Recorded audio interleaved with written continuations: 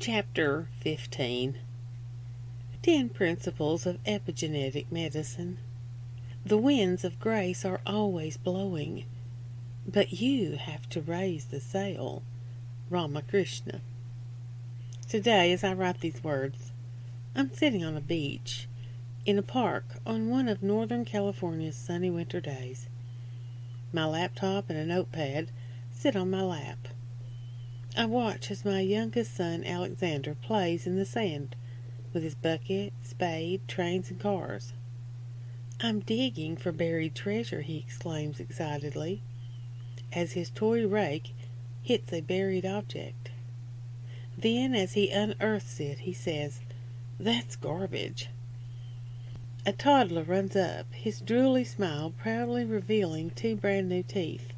He picks up Alexander's toy train and begins waving the pieces about. Suddenly he discovers that the engine and the tender snap together. He snaps them and unsnaps them over and over again. He's just discovered a major secret to the way the world works. Meanwhile, Alexander has to run to the slide. After a few minutes, he and a diminutive little girl discover that they don't have to slide down the slide in a seated position. They experiment with going down sideways, head first, and on their backs. They have to show me each new trick. First, Alexander counts 1, 2, 3, 28, 17, 9. "Hurry, watch me!" And then he slides down. As I contemplate the discovery of epigenetic control of genes and watch the joyful play in front of me, I realize how much scientific discovery resembles the playful children in the park. We humans discover how things fit together. We experiment with hypotheses, some of which fail. Even after we've made an exciting new discovery, we are not content. We immediately push forward into new territory. When our knowledge crosses one horizon, we quickly push forward to another, with scarcely a backward glance. Applying the discoveries of epigenetic control of the genes, and hence cellular function, offers great potential for medical breakthroughs. It allows us to seek therapies that intervene at the level of consciousness by changing beliefs and behaviors that interfere with health. Changing energy patterns before they manifest as disease works at a level of cause that is of a higher order than matter. While metaphysicians have advocated such a focus for millennia, modern research is now giving us an understanding of the genetic changes that occur in response to changes in energy and consciousness. This opens up the prospect of using consciousness deliberately as a planned medical intervention. Like the toddler who has discovered that the 2 parts of the train snap together, science has taken the first tiny steps in charting the mechanisms of epigenetic control. Now, a huge new panorama of research presents itself. There are undoubted widespread positive effects that come from belief change and meditation.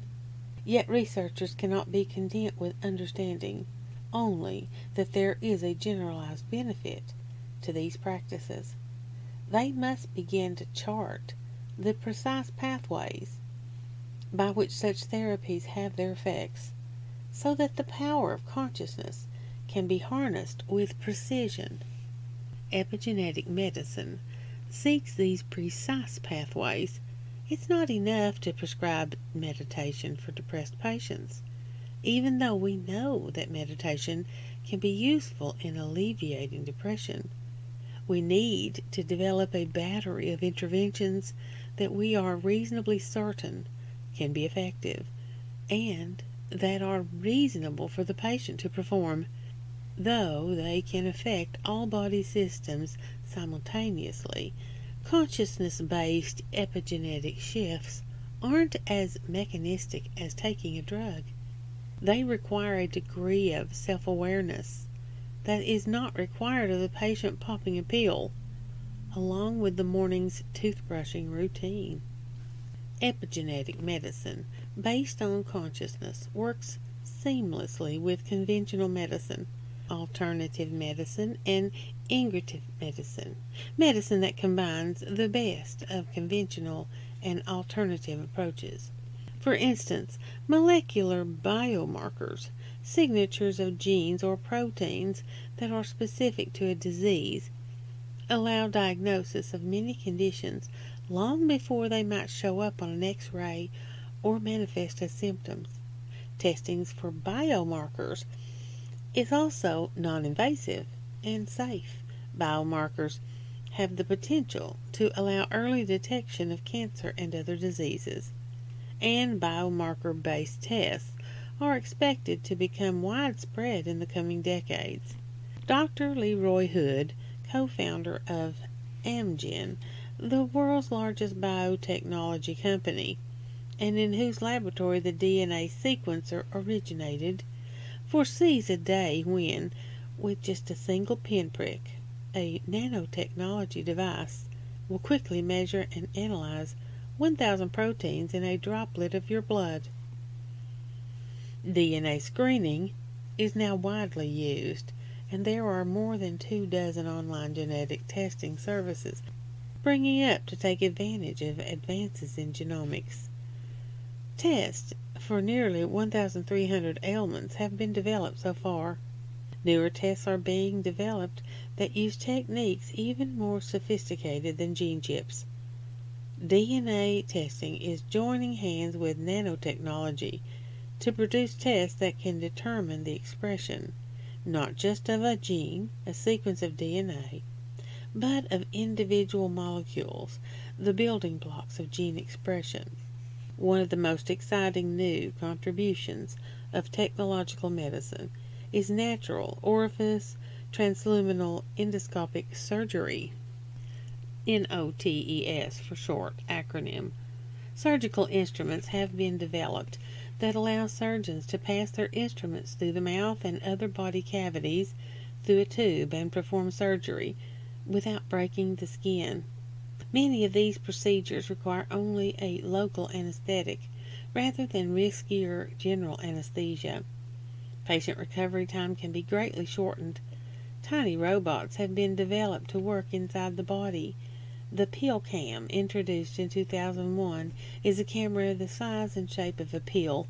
It is swallowed and takes photographs as it moves through the digestive tract, giving physicians valuable diagnostic information. Other robots being developed for surgery are controlled by electromagnetic fields from outside the body. The surgeon moves the robot by altering the charge of the externally generated field. This avoids the need for miniature internal devices to be equipped with batteries, which would add weight. Scientists from the Swiss Federation of Technology are developing these devices to perform microsurgery inside the eye. An abundant source of information is already being generated by MRI scans and ignored. Every clinician is familiar with the images from inside the body generated by MRIs.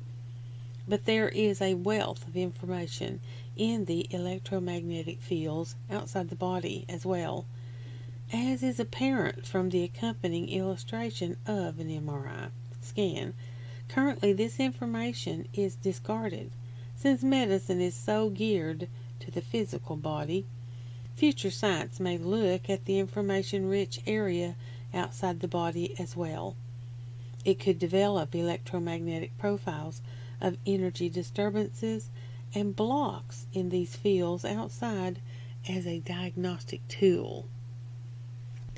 As these new technologies become more sophisticated, consciousness-based epigenetic interventions could be developed to target conditions that they uncover, used in conjunction with epigenetic visualizations and energy therapies that have proven effective.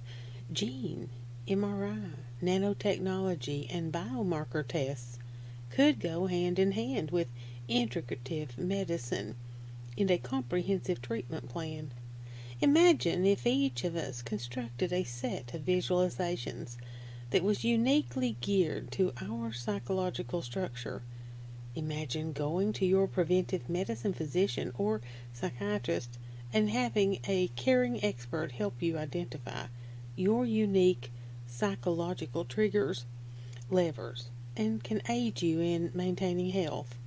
You walk out of the office visit with a prescription pad of beliefs, concepts, prayers, and visualizations that have been scientifically verified to boost your immune system. You then spend 10 minutes a day on this routine. In this way, epigenetic medicine has the potential both to treat disease and to help keep you healthy. We already have an outline of the potential effectiveness of epigenetic medicine in our studies of nurturing in animals and adults, from researching the brains of both happy and unhappy people, by examining the beliefs of sick patients, and all the other ways in which we humans can use our consciousness to affect our well-being, recognizing that we are conscious energy systems giving rise to matter results in an approach to medicine that is completely different from one that treats the material substance of our bodies as though it were the only reality. The following list of principles provides guidelines for treatment that spring from the primacy of consciousness. They are the foundation for a new medicine that detaches from an obsession with making matter look a certain way, and instead supports the expression of health through consciousness. Some of the interweaving and mutually reinforcing principles of epigenetic medicine are these. 1. Intentions first, outcomes second. The literature of medicine is littered with the word outcomes. The eventual material result, the outcome, is the endpoint that studies use to determine the efficacy of a particular treatment. A good outcome means that the symptom has disappeared. The medicine of consciousness, on the other hand, focuses first on the well-being of the soul and then on the epigenetic effects of that well-being on the cells of our bodies. Symptoms are perceived as guides to understanding the needs of the body and soul, not as nuisances that must be made to disappear. Cancer was the best thing that ever happened to me is a paradoxical refrain that echoes through the annals of survivor stories. The outcome for such a patient may still be cancer, but the inner experience may be healing. Illness can be full of gifts if we shift our perspective to the present moment and detach from an obsession that our bodies be in a certain state. The quantum soup has an infinite number of possibilities. Rather than get too attached to any one outcome and cling neurotically to our preferred result, we can instead state our intentions clearly, then let go. Reinhold Niebuhr's Serenity Prayer, used in AA and other 12-step programs, is a powerful mantra of non-attachment. God grant me the serenity to accept the things I cannot change, courage to change the things I can, and the wisdom to know the difference. It isn't whether you live or die in the end that counts. It's how healed your life is at the moment. Western medicine and its focus on outcomes must shift to realize the truth of the Zen dictum. The journey is the destination. In another paradox, it is often by letting go that we gain something. Setting a clear intention in our consciousness is often a better way to get what we want than manipulating the events around us to attempt to produce it. Clear intentions open us up to streams of quantum possibility that our ego-bound imaginations cannot grasp. Number 2, Healing is a process, not an event. Modern medicine has an underlying structure that perceives illness as an event. The event starts with symptoms and ends with a cure. Center stage in the event is the prescribing of a drug or performing a surgery. But health is not an event. It is a process. It is not a rock, but rather a river. Lifestyle changes, such as diet and exercise, can address systemic problems, but involve a change in life process, day after day after day. Weight loss isn't going on a diet, an event, or being 20 pounds lighter, another event. Weight loss is what I eat and how I exercise today and always, via the process. Joining a gym is an event, and an event-centered perception of health encourages people to do this. And many people join gyms every year, but up to 65% of new gym memberships drop out at the first 6 months, and more thereafter as a result of seeing health as an event rather than a process. A process is something we incorporate into our lifestyle, like having a habit of going to the gym every Monday, Wednesday, and Friday, and completing a set routine. The same applies to spirituality. At last Easter's sermon, attendance at my church was dramatically greater than usual, as is typical for holidays. Starting his sermon, the minister laughed and said, "Now I'm going to talk to all of you that I talked to last Easter, and I won't see you again until next year." Old Catholic joke. A Catholic goes to church 3 times in his life, and 2 of the times he's carried. The 3 events are the sacrament of baptism, marriage, and the funeral. Going to church on holidays is a symptom of seeing worship as an event. A daily prayer practice is a process that unfolds every event of the day.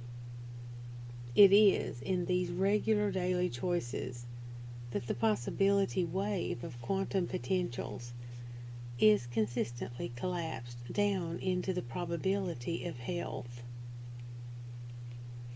Researcher William Collins has a useful visual aid to conceptualize the healing process. He represents it as wavy line with a series of ups and downs. There is a turning point, imperceptible at the time, that marks a shift to higher highs and an upward trend. The giant U.S. Kaiser Permanente hospital system now offers its 9 million members a variety of lifestyle classes to help them lose weight, kick cigarette, drug, and alcohol addictions, and acquire beliefs and energy techniques that improve their happiness and health. Retraining patients lowers Kaiser's medical costs, shifting to a process view of healing, in which patients make a daily flow of healthy choices, lowers the probability of catastrophic medical events. Number 3, heart-centered. Are you in love with your doctor? Is your doctor in love with you? Do you feel a warm glow whenever you think of your doctor? Do you believe that your doctor feels kind and warm feelings toward you? A heart-centered connection, though not a romantic one, is an essential aspect of the healing encounter. The quality of interaction can be as important or more important than the content of interaction. Simply being met by another human being heart to heart at the level of soul and emotion can be a profoundly healing experience.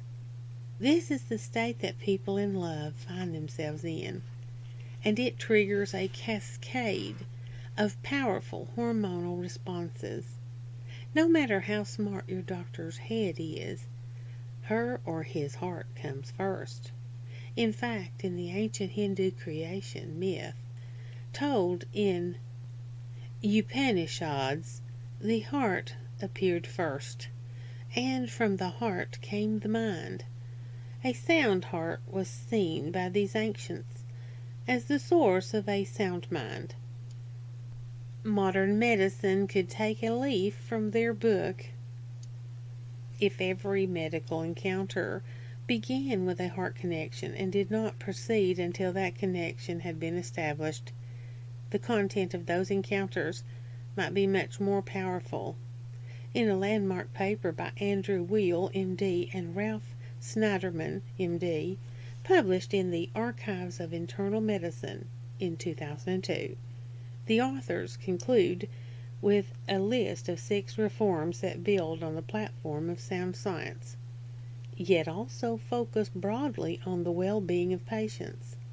They urge far more meaningful patient-physician relationships that provide compassionate and provide those close attention to our patients' spiritual and emotional needs. Number 4, being focused. People's state of being might have as much to do with their health as the puncture wound in their arm. Larry Dossey, M.D., recounts the story of doing his rounds in a coronary care unit and asking patients, all men, why they were there. They had seemingly succumbed to sudden and unforeseen heart attacks, but the majority of answers they gave were based on their life situations and not their medical histories. Typical responses were, I couldn't stand to see my boss's face one more day. Or, I feel trapped in my marriage. I can't abide being with my wife. Or, my kids fight constantly. I would do anything to get away from their constant bickering. And their heart attacks had resulted in them getting away from the conditions that were intolerable to them at the cost of their health. Ongoing focus on the quality of a person's being might prevent them having to produce extreme symptoms to catalyze a change in their lives. Our presenting symptoms may have a great deal more to do with our state of being than with our medical histories. They may hold keys to our wellness that can make or break our medical histories. To fix the medical problem while leaving the soul unaddressed, at best, defers the consequence. Some practices a rich social network, consistent spiritual practice, an authentic vocation, the ability to speak one's feelings, meditation, have been shown by research to build a more powerful sense of personal well-being.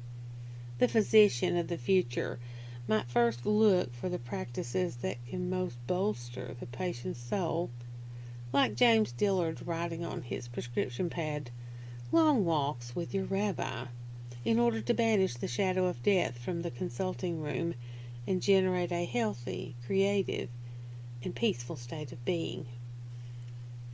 Number 5. Treat whole systems. Energy therapies typically treat the whole human being, reducing stress generally and having a positive effect throughout the body. They are generalist. By contrast, conventional therapies are reductionist, attempting to reduce the problem to the smallest possible target. The reductionistic approach has its apex in the drug industry. Big Pharma looks for magic bullets, and they are molecules that affect other molecules in predictable ways. Such molecules are valuable because they can be patented and sold.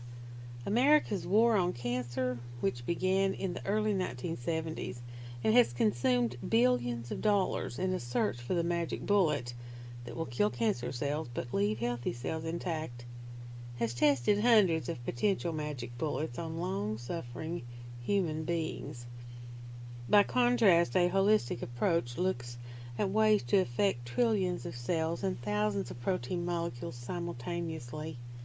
The methods described in this book are holistic methods, affecting all the body's organ systems at the same time. Now, these stress reduction methods are the opposite of a magic bullet. They're a magic wand, capable of creating head-to-toe physical transformation in moments. Reversing the fight-or-flight response causes the blood to flow back out of the peripheral muscles and into the digestive tract, improving digestion. Blood is available to the reproductive organs, enhancing sexual function. Breathing deepens and muscle activity slows, providing all of the tissues of the body with more oxygen. Blood flows back into the frontal lobes of the brain, enhancing cognition. Blood pressure and blood sugar both drop. Let's see now. We've just improved digestion, sexual function, mental acuity, circulation, and cell rejuvenation, and all at the same time. That's the magic of stress reduction, as it affects all the body's systems simultaneously. If there were a drug that did this, it would truly be a miracle drug. Yet every human being has the ability to summon up such healing magic by de-stressing themselves, using any one of a dozen proven effective methods, by shifting our emotional balance toward happiness. We initiate the epigenetic signals that shift our gene expression toward health.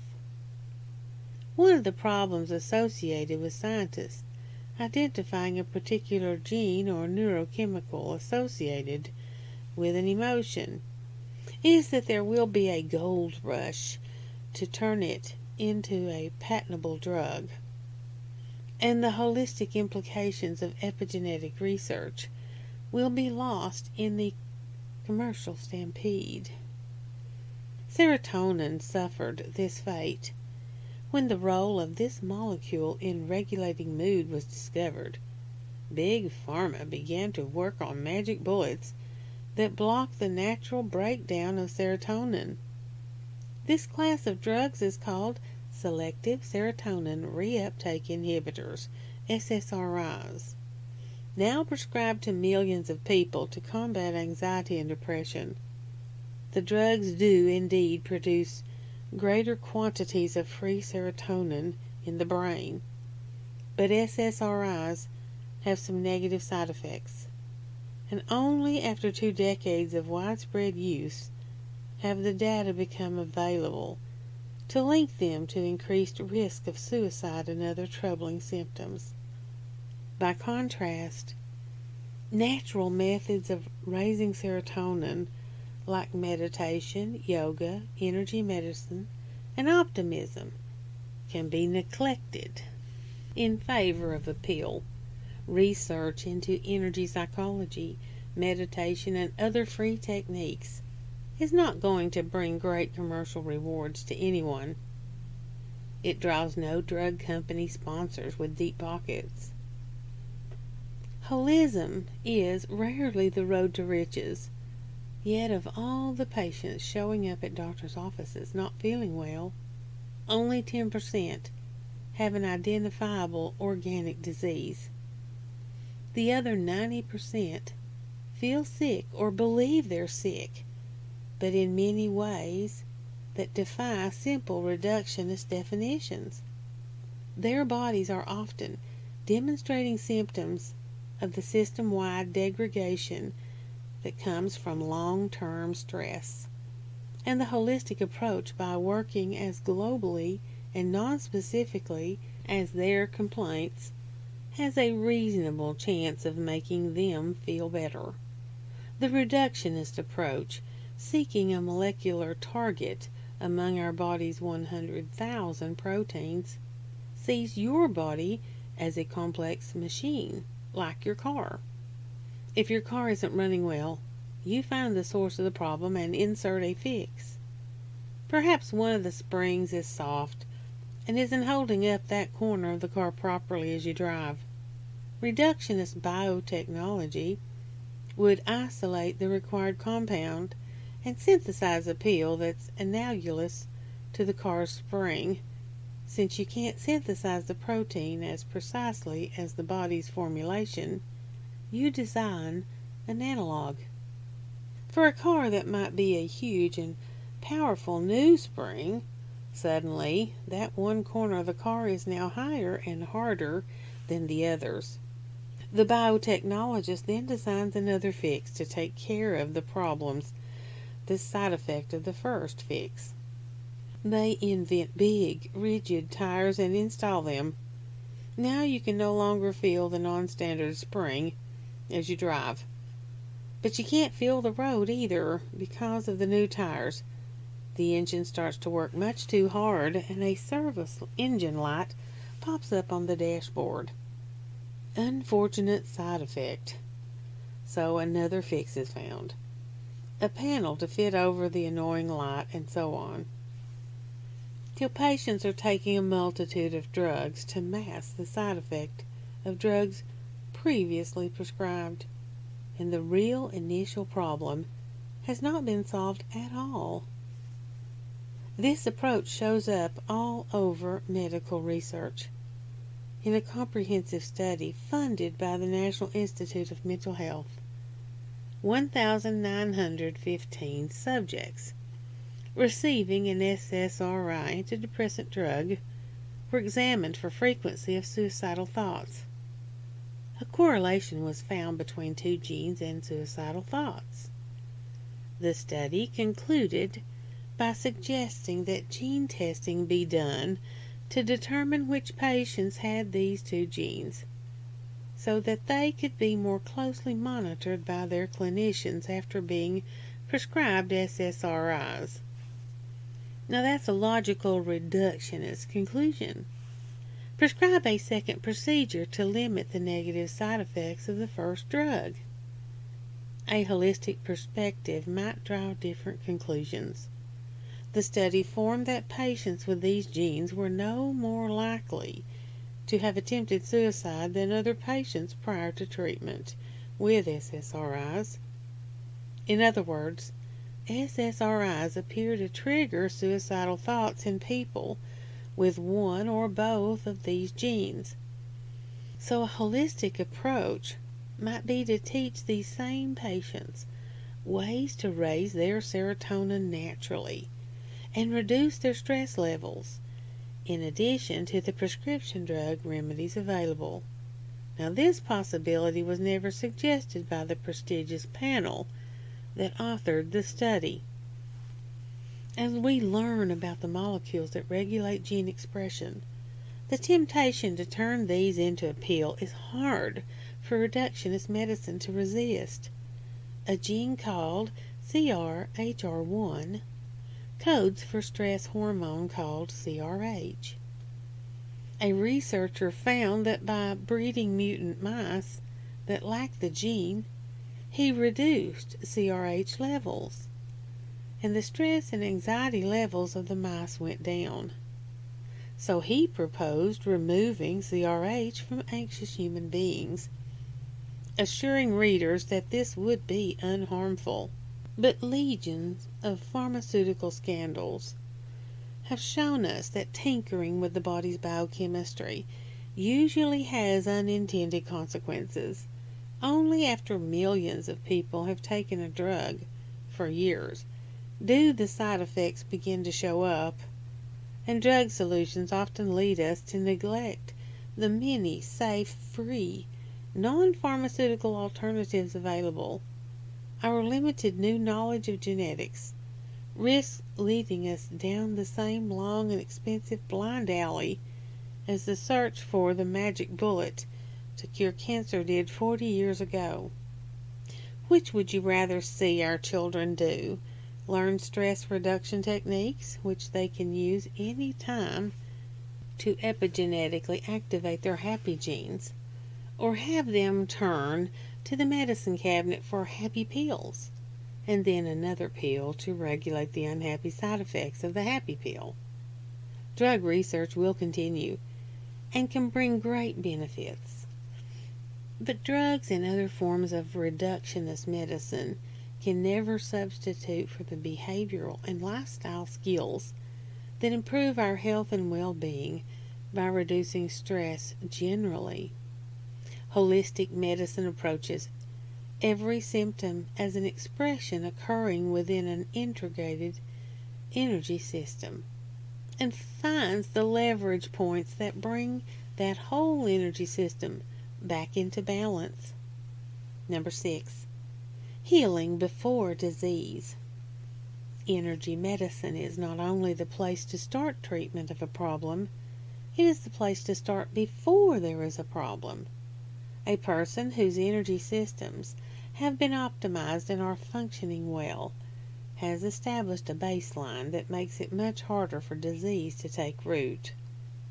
Whatever the condition of our lives, no matter what difficulties we are experiencing in our health, our relationships, our work, the techniques found in energy medicine can optimize entire systems in our bodies, minds, and emotional realms. Because it breaks from a mechanistic model of cause and effect, energy medicine opens our minds, hearts, and bodies to the possibility of radical, discontinuous change. Experiments tell us that healing is not localized in time or space. So we can pray for our own childhoods. We can pray for distant people. We can pray for the wellness of our planet. A morning prayer creates a healing context for the day to come. Once we get in the habit of attuning to our inner state of health, we may notice energy disturbances before they manifest as disease. A daily energy self-scan can give us valuable information about areas that are out of balance. Our focus eventually shifts from looking for disease to raising our threshold of wellness. Number 7, magnify the body's inherent self-healing powers. Sometimes a person needs only to nudge in the right direction to get unstuck from a recurrent pattern and initiate the process of the body's restoration of homeostasis. The first thing a wellness counselor can do is look for those leverage points that might help the process get going. So rather than first looking for outside interventions, the guide of the future will look for the interventions inherent in the patient that the patient might not have seen or might not be utilizing. One of the reforms advocated by Wheel and Snyderman is involve the patient as an active partner in his or her care, with an emphasis on teaching each patient the best way to improve his or her health. A doctor is often with the patient 1 or 2 hours a year. The patient is with the patient the other 8,758 hours. Now, who do you suppose has the most influence on the patient's wellness on a daily basis? Recognizing the enormous healing powers of the body and finding ways to engage them presupposes an entirely different model from the classic image of the patient being fixed by a doctor or hospital. A patient accustomed to allopathic medicine might be baffled by an acupuncturist who inserts a needle far from the site of the symptom. Many alternative therapies look for the one log that is producing the log jam and shift just that one. Once it is shifted, the rest of the jam takes care of itself, and the body's full power comes to bear on recreating homeostasis. Number 8, stream to appropriate treatment paths. Some conditions are obvious candidates for conventional medical treatment. Others are unlikely to respond to this approach. Trying to treat chronic fatigue syndrome with allopathic medicine is misguided. Trying to treat a gunshot wound with alternative medicine is foolhardy.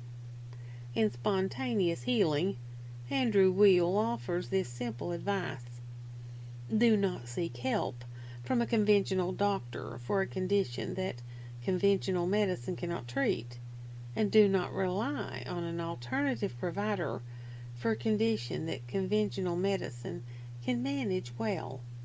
He makes the following distinction in what allopathic medicine can and cannot do.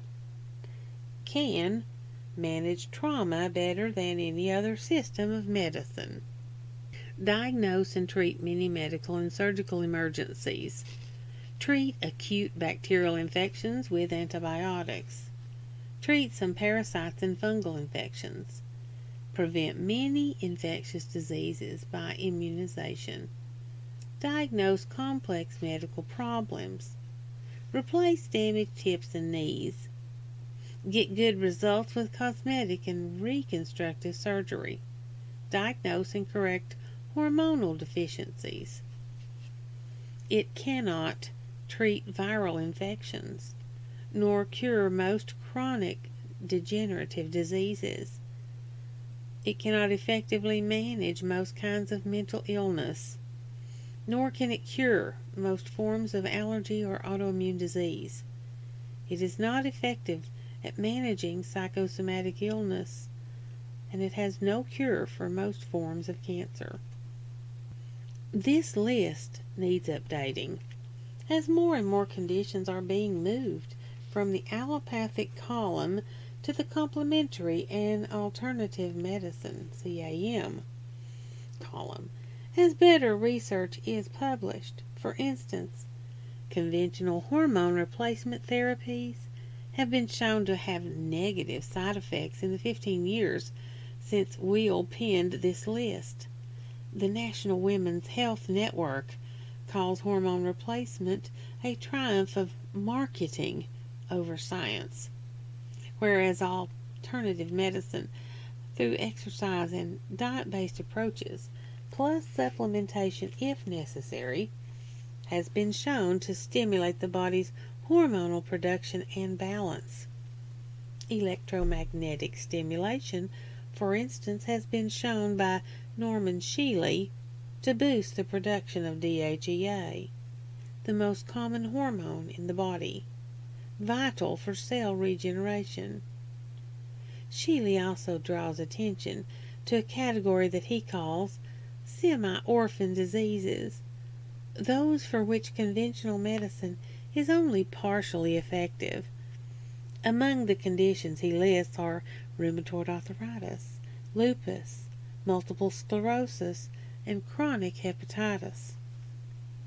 If a provider and patient have these kinds of clear distinctions in mind, it becomes possible to seek appropriate treatment and avoid wasting time, money, and effort on inappropriate treatment.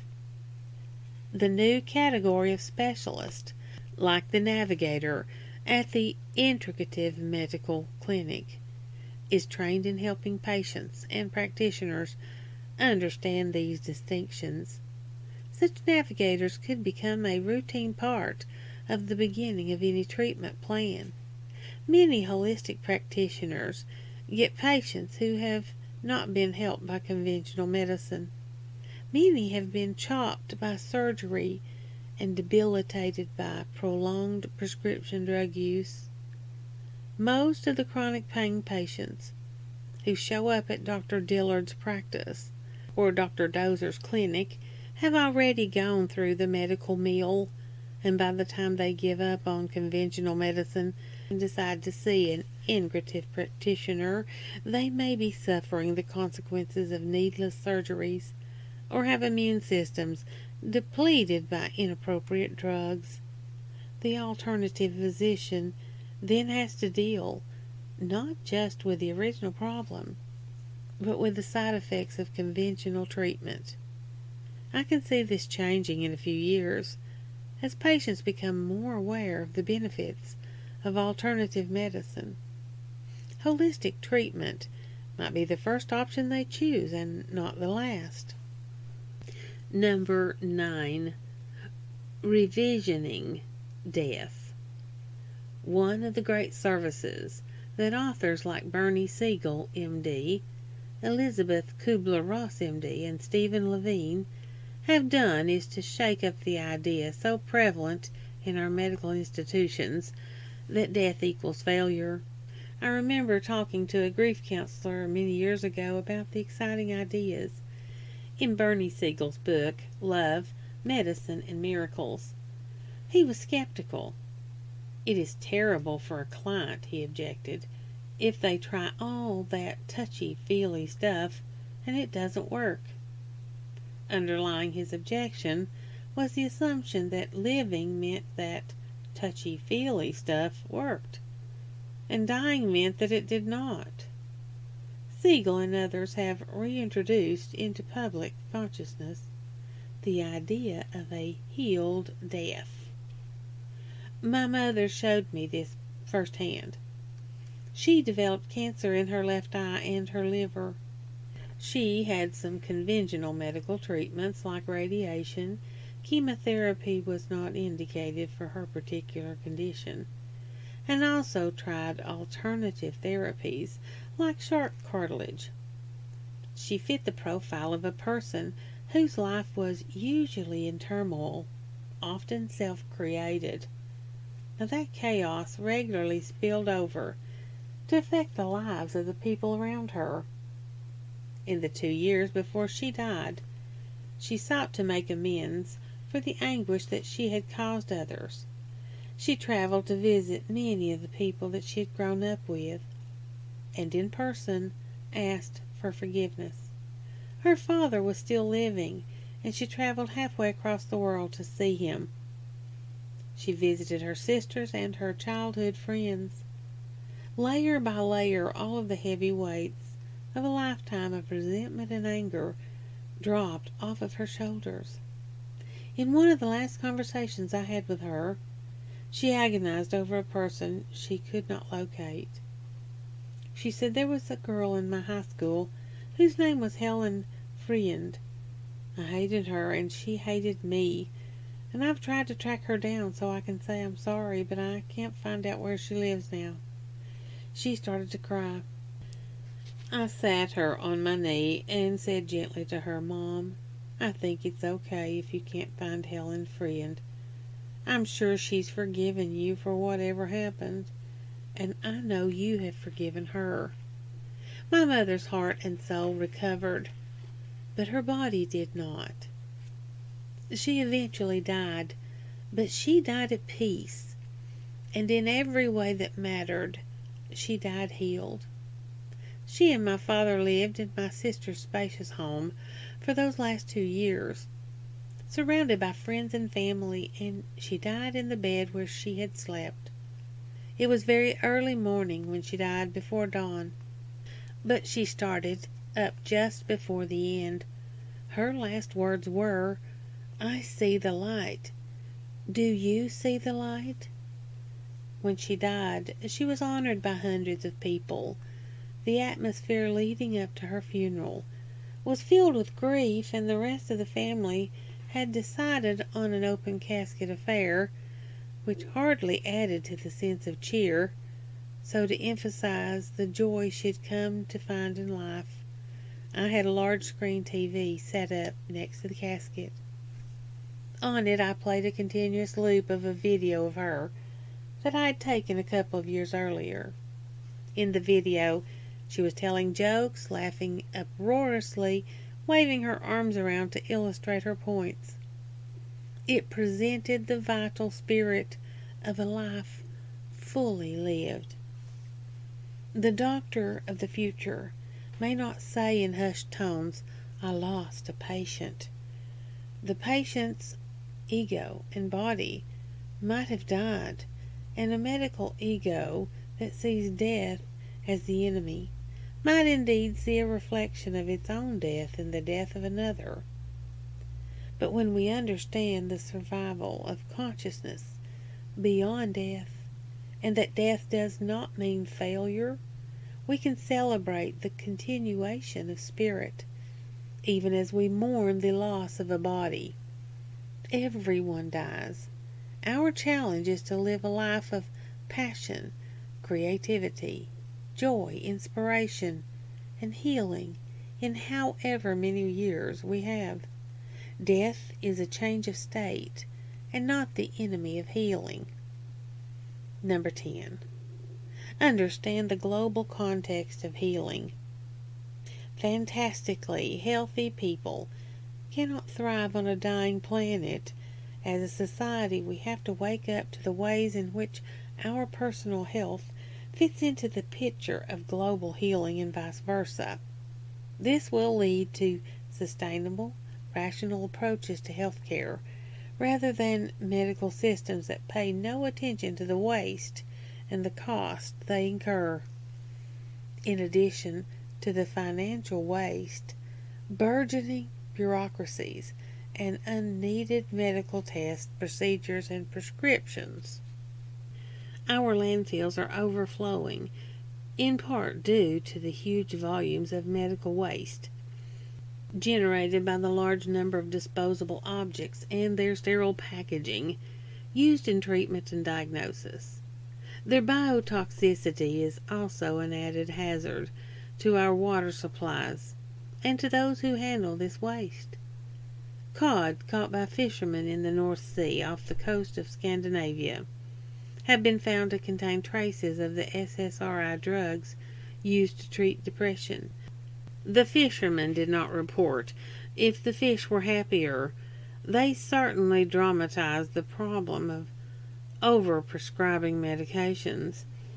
A field called Ecologically Sustainable Medicine, ESM, has developed, complete with the journal ESM Advances Medicine, with environmental integrity, by offering affordable and renewable medical choices, saving resources and money while preserving the health of the environment.